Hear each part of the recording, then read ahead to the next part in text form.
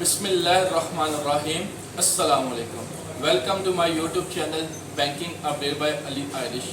جیسا کہ آپ لوگوں کو معلوم ہے، بجٹ 2025 کا اعلان کر دیا گیا ہے. اس بجٹ میں نان فائلر پر جو ٹیکس تھا وہ پہلے سے زیادہ کر دیا گیا ہے. اس لیے جب بھی آپ اپنے بینک اکاؤنٹ سے 75,000 سے زیادہ پیسے نکلواتے ہیں، چاہے اے ٹی ایم سے نکلواتے ہیں، کیش کاؤنٹر سے نکلواتے ہیں، تو آپ کے جو ٹیکس لگے گا 0.8% لگے گا. فار ایگزامپل، اگر آپ اے ٹی ایم سے اگر آپ نان فائلر ہیں، اے ٹی ایم سے 1 لاکھ روپے وڈرا کرتے ہیں، اگر آپ نان فائلر ہیں، تو پہلے یہ تھا کہ 600 روپے ٹیکس دینا پڑتا تھا. اب یہ ٹیکس ہے یہ 800 روپے ٹیکس ہو گیا. ٹھیک ہے. جب بھی آپ اے ٹی ایم مشین سے اپنے بینک اکاؤنٹ سے اگر آپ نان فائلر ہیں 1 لاکھ روپیہ وڈرا کرتے ہیں تو اس پہ آپ کو 800 روپے ٹیکس دینا پڑے گا. ٹھیک ہے.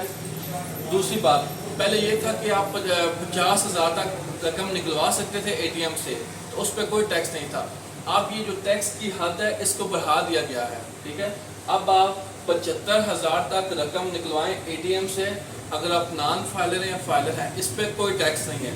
جیسی اگر آپ 75,000 سے زیادہ رقم اپنے اے ٹی ایم سے وڈرا کرواتے ہیں، اگر آپ نان فائلر ہیں، تو اس پہ 0.8% ٹیکس لاگو کر دیا گیا ہے. اسی طرح یہ تھا ٹیکس نان فائلر پہ. اگر آپ فائلر ہیں تو جتنی مرضی رقم نکلوائیں، اے ٹی ایم مشین سے نکلوائیں یا کیش کاؤنٹر سے نکلوائیں، تو اس پہ کوئی ٹیکس نہیں ہے. ٹھیک ہے. تو یہ تھی ڈیٹیل ویڈیو جس میں نے بتایا کہ ایف بی آر نے جو ٹیکس لگایا ہے رقم نکلوانے پر، اور اس کی حد کتنی ہے، وہ کتنا ٹیکس لگایا ہے. ٹھیک ہے. 75,000 کا کوئی ٹیکس نہیں ہے اگر آپ نان فائلر ہیں.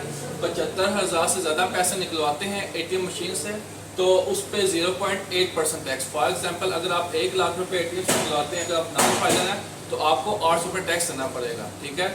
تو اگر آپ فائلر ہیں تو جتنی مرضی رقم نکلوائیں کیش کاؤنٹر سے یا اے ٹی ایم سے، اس پہ کوئی ٹیکس لاگو نہیں ہوگا.